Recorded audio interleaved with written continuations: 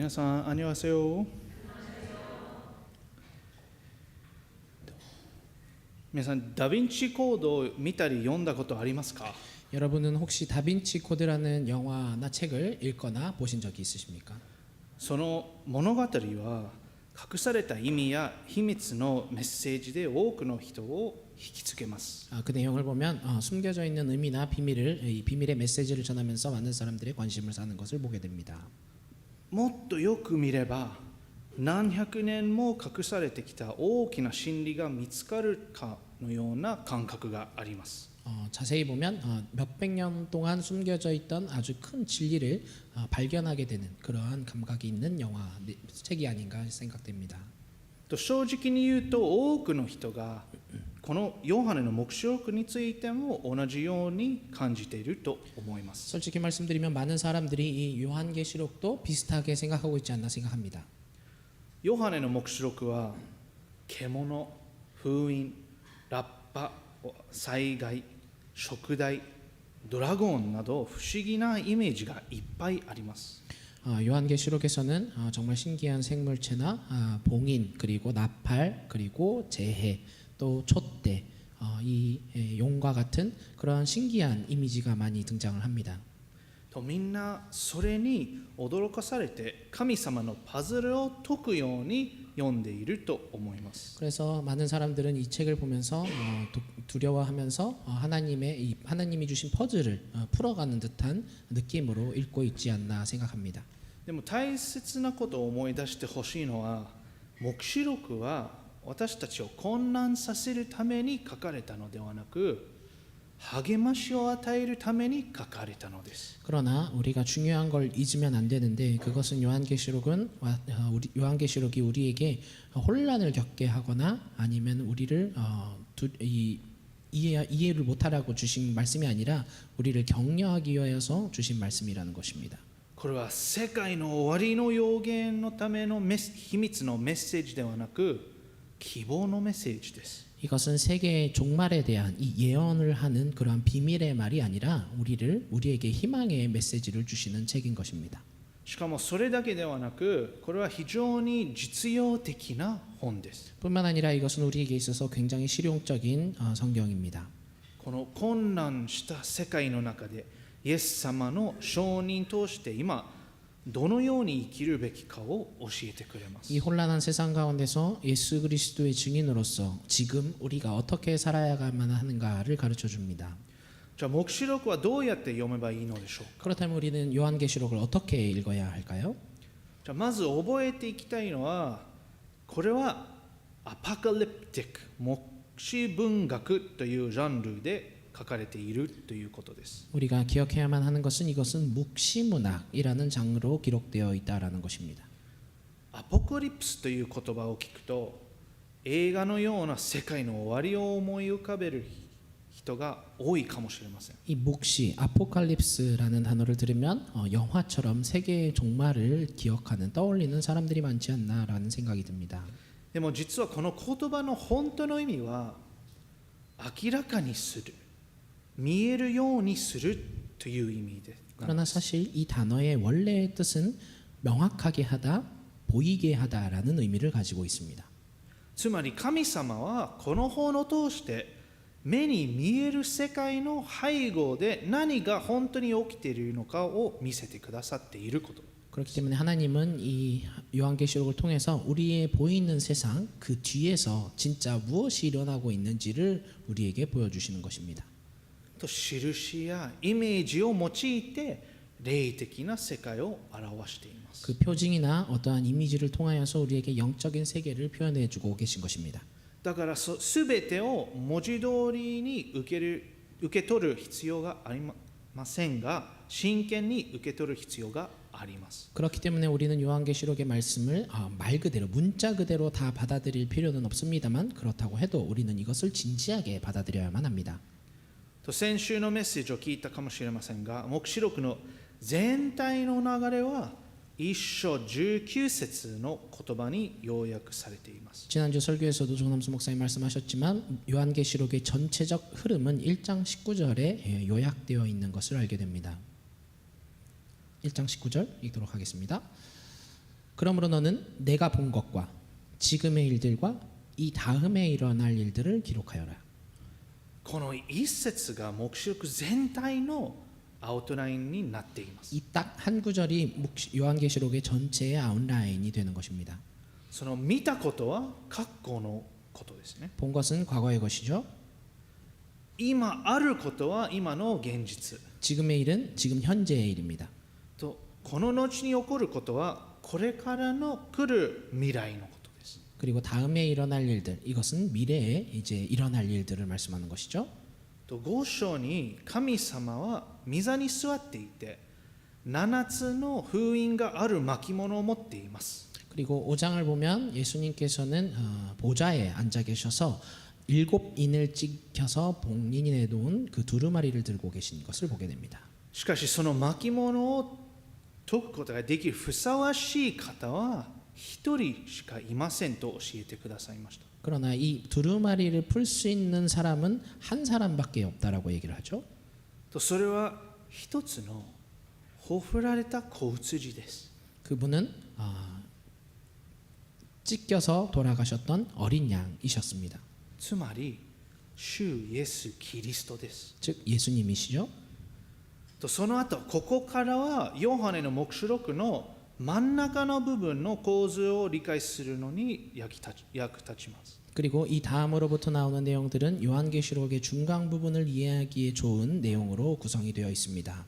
この部分は7つの神の裁きの3つのサイクルを中心に書かれています。 이 부분은 7개의 하나님의 심판, 7가지의 심판을 이 세 번의 순서로 돌리면서 얘기를 하십니다. 사이클로 얘기를 하십니다. それ7つの封印、7つのラッパ、そして7つの鉢です。 그것은 7개의 봉인과 7개의 나팔 그리고 7개의 접시입니다.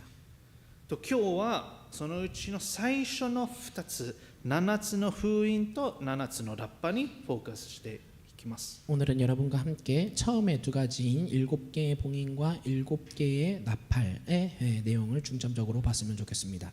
ほふられた子羊が封印を開き始めると、そこに現れるのはまさに今私たちが生きているこの世界の現実です。 죽임당하신 어린 양이 봉인을 해제했을 때 거기에서 드러나는 것은 지금 우리가 살고 있는 현실의 세상입니다.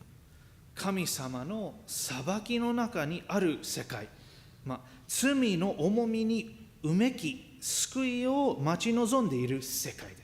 하나님의 심판, 그 가운데 있는 세상, 그리고 그 가운데에서 죄 때문에 신음하는 그래서 구원을 바라고 있는 이 세상이 나타납니다. と、まず現れるのは4人の騎士たちです。 여기에서 먼저 나타나게 되는 것은 4명의 기사가 등장합니다. 征服、戦争、飢饉、死を表しています。 그것은 정복과 전쟁, 기근 그리고 죽음을 의미합니다. これは将来に出来事というより今すでに世界で起きていることを象徴しています。 그리고 이것은 앞으로 일어날 일을 말한다기보다는 지금 현재 우리의 삶에서 일어나고 있는 것을 상징하고 있습니다. 国が国に対して立ち上がり、 나라가 나라를 대항하여서 일어나고 戦争や暴力によって家庭を引き裂かれ、 전쟁이나 폭력 때문에 가정이 찢겨지고 食料不足、経済の崩壊、 식량의 부족이나 경제의 붕괴, 病気や感染症、パンデミック、そして死。 병이나 감염증, 그래서 팬데믹이나 이러한 죽음 이런 것을 의미하죠. これらはまさに私たちがニュースで毎日のように見ている現実ではないでしょうか。 그리고 이런 것은 우리가 정말 일상생활에서 뉴스를 통해서 매일 접하고 있는 그러한 현실이지 않습니까? これは単なる印ではなく霊的な現実が現れされた姿です。 이것은 그냥 하나의 표징을 의미하는 것이 아니라 영적인 우리의 현실을 나타내고 있는 것입니다. と、ローマ人への手紙8章では被造物自体がうめいていると書かれています。 로마서 8장을 보면 모든 피조물이 함께 신음을 한다라고 얘기를 합니다. それは救いの日を待ち望むうめきです。 그것은 구원을 기대하고 있는 신음이죠. とこの封印が示しているのはまさにこの世界が苦しみの中にあるということです。 그래서 이 봉인이 말하는 것은 정말 우리의 세계가 고통 가운데 있다라는 것이죠. そして神様の民もまた苦しみの中で叫んでいます。 그래서 하나님의 백성도 이러한 고통 가운데서 신음하고 소리치고 있습니다. 第5の封印では殉教者たちが祭壇の下で叫んでいます。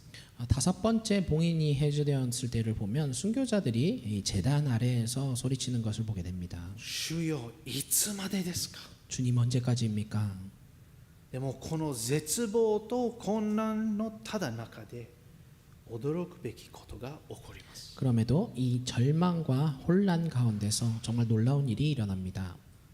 第6の封印の後に突然の休憩が入ります。 여섯 번째 봉인이 해제된 뒤에 갑자기 휴식의 시간이 찾아옵니다. 第7の封印が開かれる前に神様は一つの大事なメッセージを挟まれます。 일곱째 봉인이 해제되기 전에 하나님은 아주 중요한 한 가지의 메시지를 그 사이에 심어놓고 있습니다. それはちょっと待って私の民に伝えたいことがあると言っているようです。 그것은 잠깐만 기다려 나는 내 백성에게 할 말이 있어 라고 말하는 것 같습니다. もうそれは何のメッセージでしょうか。 그것은 어떠한 메시지일까요? あなたはすでに守られているということです。 여러분은 이미 보호받고 있다라는 말씀입니다. どれだけ世界が揺れてもどれだけ苦しくても神様に選ばれ守られている民がいます。 얼마나 세상이 흔들리고 괴롭고 할지라도 하나님께 선택되어서 보호받고 있는 백성이 있다라는 것이죠. それが使用された者たち、つまり神の民です。 그것이 바로 인치심을 얻은 사람들 하나님의 백성입니다. それは7章で14万4千人という数字が登場します。 그것이 7장을 보면 14만 4천 명이라는 인치심을 받은 사람의 수가 등장을 하게 되는데요. これはイスラエルの12部族から1万2千人ずつですね。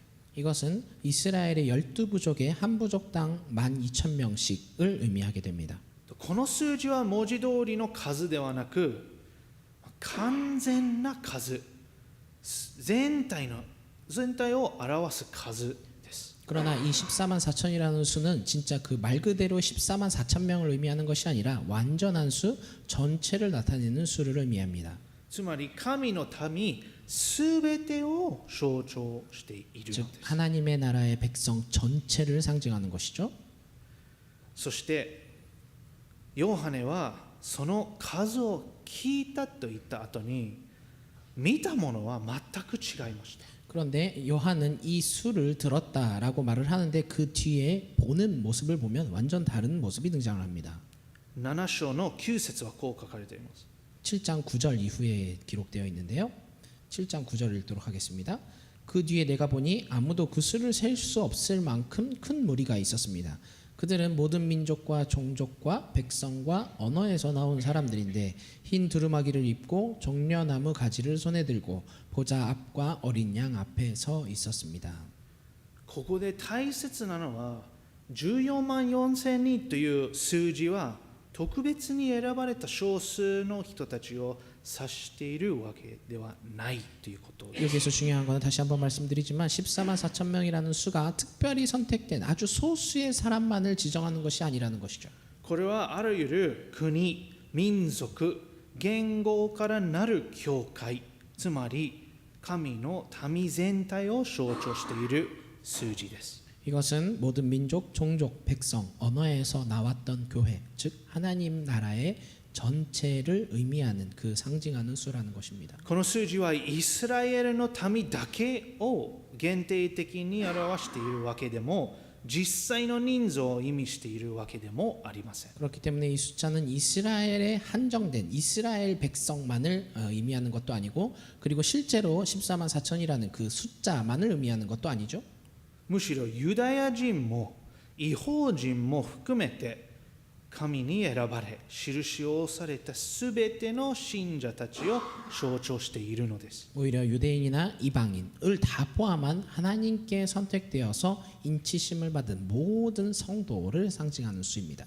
神の国はイスラエルに限られたものではなく、地の果てに至るまであらゆる民の中に広がっているということを表しているのです。 하나님의 나라는 이스라엘에게 한정된 것이 아니라 땅끝까지, 그래서 그 땅끝에 있는 모든 사람들까지 퍼져나가 있는 것을 포함하고 있다는 표현입니다. これは実際にはどういう意味なのでしょうか。 그렇다면 이것은 실제로 어떠한 의미를 가지고 있을까요? こんな風に考えてみてください。 이렇게 한번 생각해 보시기 바랍니다. これは神様が私たちに与えてくださる安心感のイメージです。 이것은 하나님이 우리에게 부여해 주시는 안심감이라는 것입니다.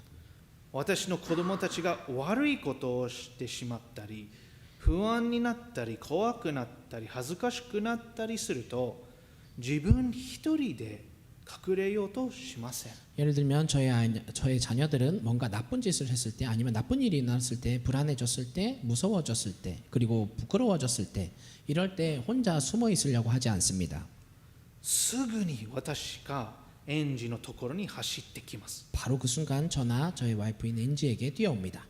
その時、服に顔をうずめて、 그래서 저의 옷이나 그 와이프의 옷에 품어들어서 足にしがみついて、 다리를 붙들고 서 있거나, それか抱っこしてほしいと言うんです。 그리고 안아줘라고 말을 합니다. と彼らは分かっているんですよ。 그들도 알고 있습니다.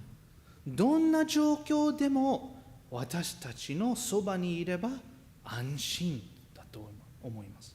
어떠한 상황에 있더라도 부모 곁에 있다라면 안심할 수 있다라는 것을 알고 있습니다.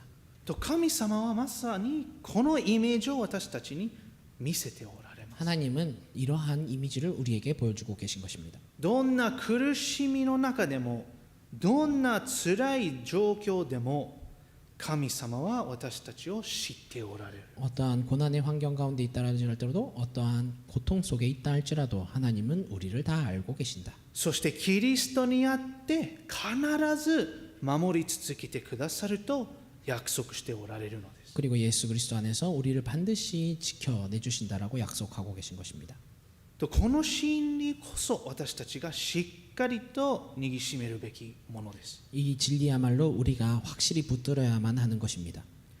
世界のあちこちで封印が開かれているように感じるとき、 세계 여기저기에서 이 봉인이 풀리려고 하는 것을 우리가 느낄 때에 戦争のニュースやパンデミック、不正、あるいは日本に住んでいる私たちにとっては大きな地震や富士山の噴火などの恐れを聞くとき、 전쟁의 뉴스, 그리고 이런 소문, 팬데믹, 부정, 때로는 우리가 살고 있는 일본 땅에서 일어날 수 있는 큰 지진이나 아니면 후지산이 분화할 것 같다라는 그러한 두려움을 우리가 들을 때 その時こそ思い出すのです。 우리가 이럴 때야말로 하나님의 말씀을 떠올리는 것입니다. 私たちは印をされたものです。 우리는 인치심을 받은 사람입니다. 私たちは神のものです。 우리는 하나님의 백성입니다. 誰も神様の手から私たちを奪うことはできません。 그 어떤 것도 누구도 우리를 하나님의 손으로부터 빼앗을 수가 없습니다.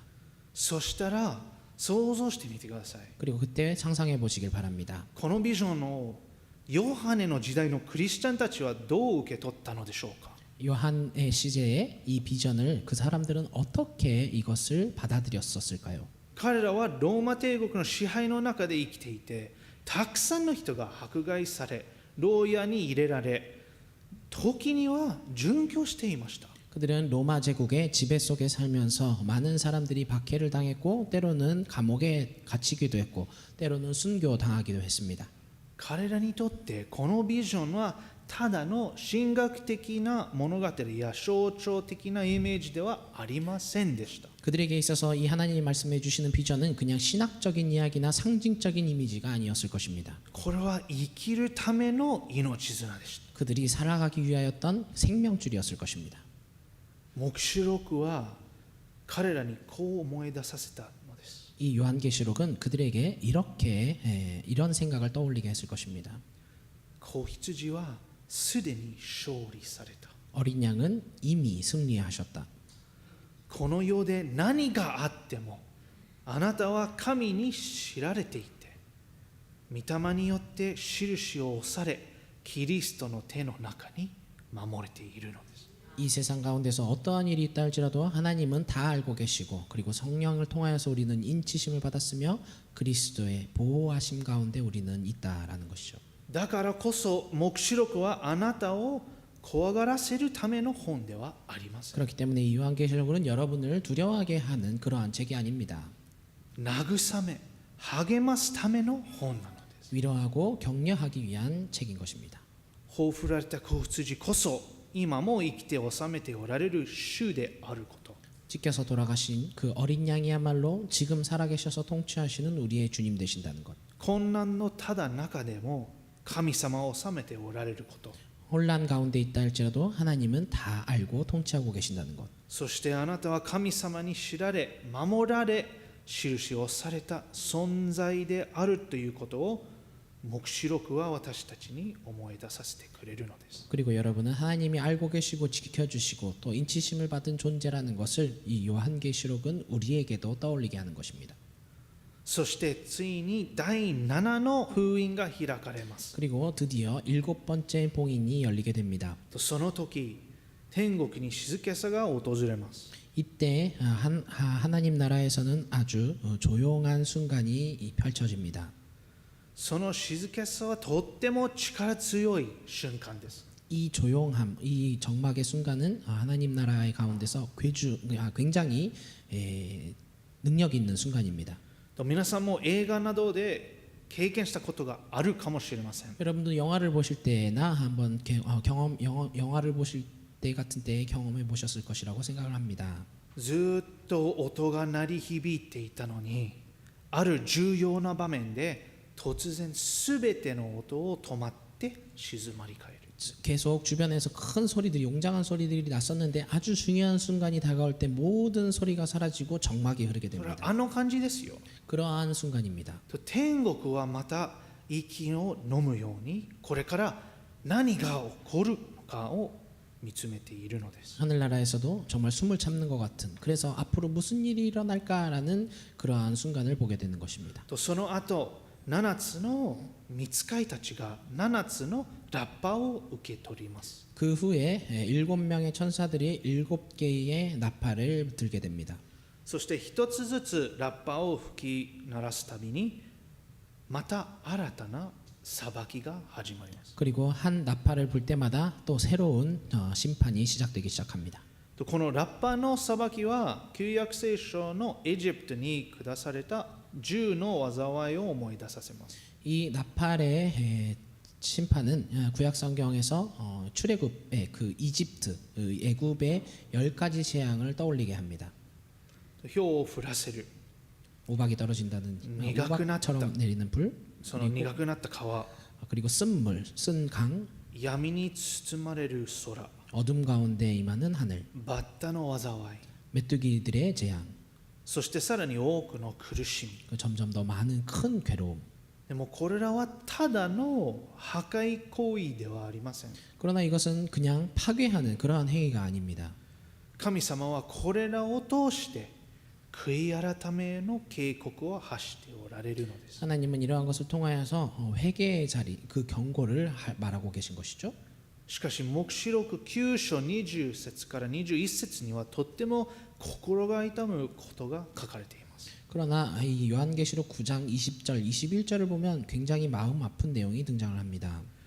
これほど多くの裁きと苦しみがあっても悔い改めて神様に立ち返ろうとしない人たちがいるのです。 정말 이렇게 많은 심판과 고통이 있었는데도 불구하고 회개하려고 하나님 앞으로 돌아서는 사람이 없다라는 것이죠.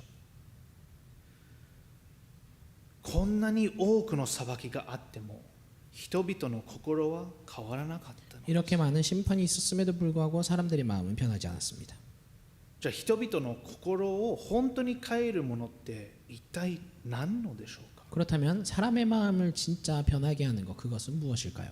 その答えは10章に現れます。 그 대답이 10장에 기록되어 있습니다. 10章ではヨハネが一人の御使いを見ます。 10장을 보면 요한이 한 명의 아주 강한 천사를 보게 됩니다. その御使いの手には小さな巻物がありました。 그리고 그 손에는 아주 작은 두루마리가 또 들려져 있었습니다. そしてヨハネにそれを取って食べなさいと命じられます。 그리고 그 천사는 요한을 향해서 이것을 손에 들고 먹으라라고 말을 합니다.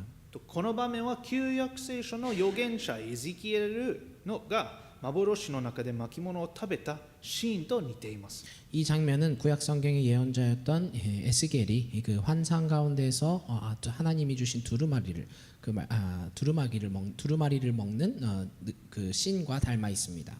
ヨハネはそういう巻物を取ってその巻物を食べると口の中では蜂蜜のように甘かったのにお腹では苦く感じたと書かれています。 그리고 10장을 보면 요한이 이걸 받아서 먹었을 때 분명히 입 안에서는 굉장히 꿀과 같이 달았지만 뱃속 안에서는 쓰라렸다라고 기록을 합니다.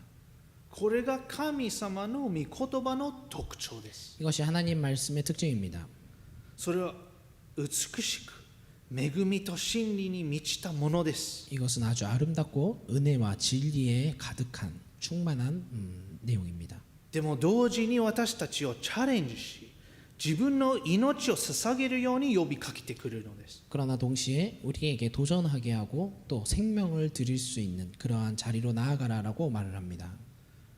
英語には You are what you eat あなたはあなたが食べたものでできているという表現があります。 영어에서는 당신이 먹은 어떠한 음식으로 당신이 존재하고 있습니다라는 표현이 있습니다.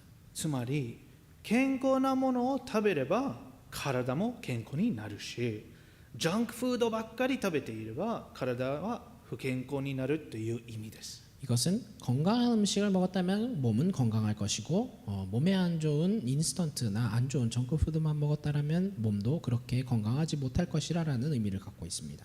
でもこれは霊的なことにも当てはまります。 그런데 이것은 영적으로도 해당되는 말이라고 생각합니다.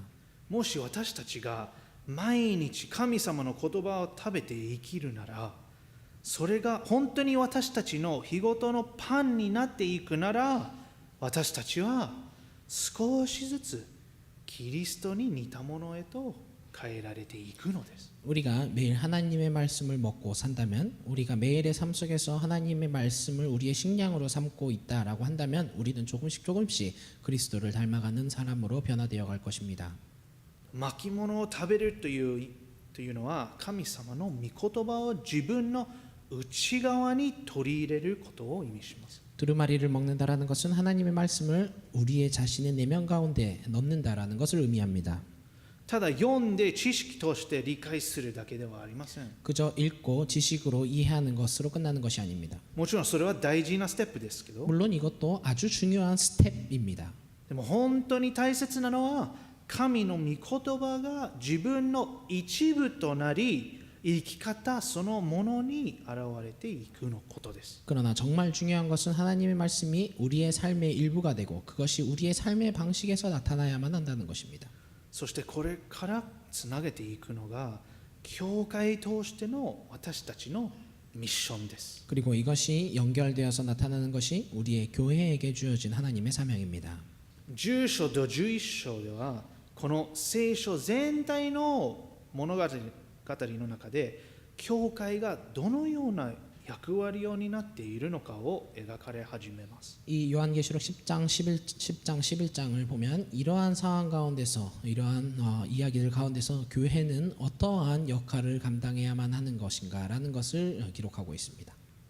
封印やラッパがこの世界の壊れた現実と神様の正しい裁きを表しているとしたら 이 봉인이나 나팔이 이 세계의 무서진 현실과 그리고 하나님의 올바름을 향한 이 심판을 의미하고 있다라면 その次に登場するのは神様がこの世界に希望と悔い改めをもたらすための驚くべき方法です。 그 다음으로 등장하는 것은 하나님의 심판이 이 세계의 희망과 그리고 심판의 이 회개의 자리로 이끌고 간다라는 아주 놀라운 방법인 것입니다. それが教会を通してなのです。 그리고 그것은 교회를 통해서 이루어집니다. 神様の言葉は頭で理解するためだけに与えられたものではありません。 하나님의 말씀은 머리로 이해하기 위하여서 주어진 것이 아닙니다. 私たちの人生そのものを変えるために与えられたのです。 우리의 인생 그것을 바꾸기 위하여서 주신 것입니다. 私たちはその子羊であるイエス様を見習って、その言葉によって自分の生き方や愛し方、苦しみを受け止め方を形作られていくように招かれています。 우리는 어린 양이셨던 예수님을 따라 배워서 그 말씀을 통해서 우리의 삶의 방식을 바꾸고 사람을 사랑하는 방식을 바꾸고 그리고 때로는 괴로움을 어떻게 받아들일지 이러한 것들을 우리가 만들어져 가는 것으로 우리는 부름을 받고 있습니다.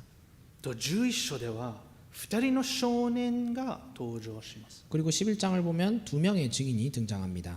彼らは神様に忠実なしもべたちであり、神様の真理を語り続けます。 이 두 명은 하나님의 아주 충실한 종이었고 그리고 하나님의 진리를 계속해서 말합니다. しかしやがて攻撃され殺され、彼らの遺体が町にさらされます。 그러나 그들은 결국은 공격당하고 죽임당하고 그들의 시체는 이 도성 가운데 던져집니다.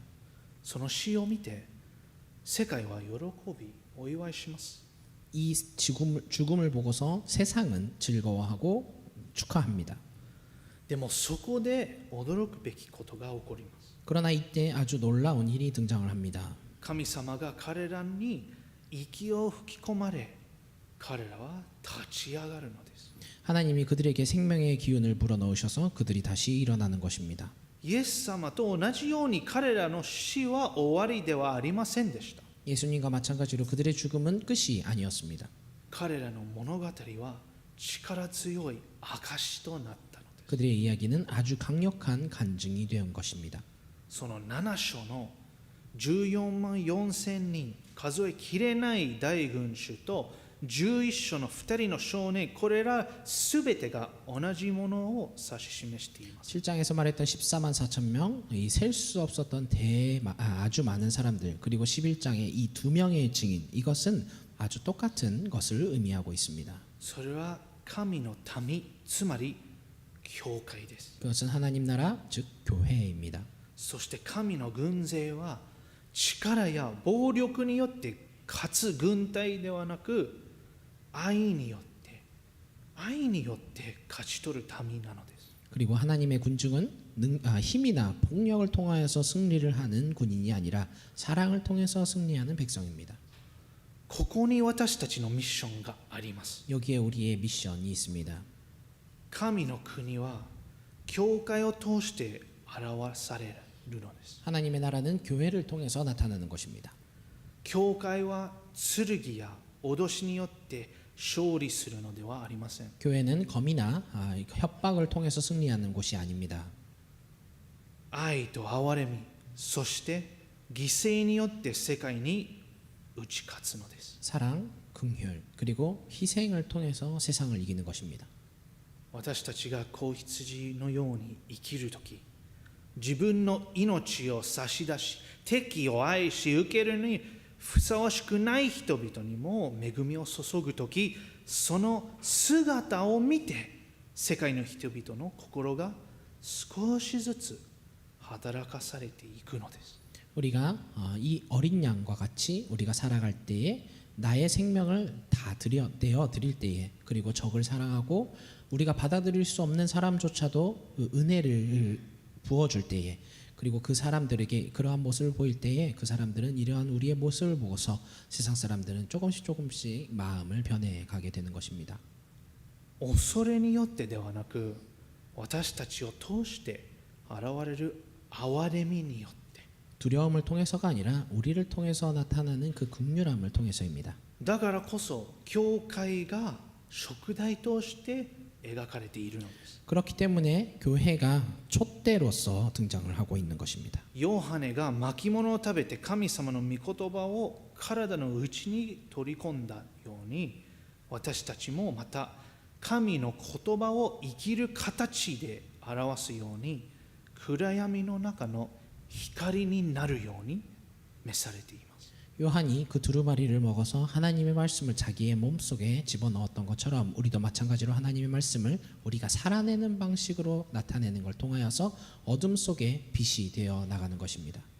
ただ真理を信じるだけではなく、それを目に見える形として生きる証になるのです。 그저 진리를 믿는 것으로 끝나는 것이 아니라 이것을 우리가 눈에 보이는 형태로서 살아내는 간증으로 살아가는 것입니다. 教会が輝いているとき、神の国もその場所に現れるのです。 교회가 빛날 때에 하나님 나라도 그 자리에 나타납니다. 私たちが信じていることを力ずくて人に押し付けるのではありません。 우리가 믿고 있는 것을 우리가 그저 강함으로 억지로 밀어붙이는 것이 아닙니다. 愛し、犠牲を払い、憐れみを示すことで神の国が広がっていくのです。 우리가 사랑하고 희생을 감내하고 또 우리의 긍휼함을 사람들에게 나타낼 때 하나님의 나라가 이루어져 가는 것입니다. 黙示録は悔い改めを拒むこの世界の中で証人として生きることがどういうことなのかを力強く書いています。 요한계시록은 회개를 거절하는 이 세상 가운데에서 증인으로 살아가는 것이 어떠한 것인지를 우리에게 아주 강력하게 나타내고 있습니다. 私たちはこの召しにどう答えるべきでしょうか。 우리는 이러한 부르심에 어떻게 응답해야만 할까요? 最後に考えてください。 마지막으로 여러분 한번 생각해 보시기 바랍니다. 今日あなたの人生はほふられた子羊を映し出していますか。 오늘 여러분의 인생은 죽임당하신 어린 양의 그 모습을 표현하고 있습니까? あなたの人間関係の中で、職場の中で、牧場や家庭の中で、あるいは辛い時の中で、神様はあなたにどのように神様の憐れみ、犠牲、そして愛を表してほしいと願っておられるでしょうか。 여러분의 인간관계 가운데서, 직장 가운데서, 목장이나 가정 가운데서, 아니면 괴로운 환경 가운데서 하나님은 여러분에게 그 하나님의 긍휼하심과 희생 그리고 그 사랑을 여러분이 어떻게 표현해내기를 원하고 계실까요? 教会通しての私たちのミッションは、子羊の憐れみ、愛、そして犠牲を実際に生きることです。 교회를 통한 우리의 미션은 이 어린 양의 긍휼 그리고 사랑 그리고 이 희생을 우리가 실제로 살아내는 것입니다. 私たちは暗闇の中で光を輝く食材として召されています。 우리는 어둠 가운데서 빛을 발하는 촛대와 같은 존재로 부름받았습니다.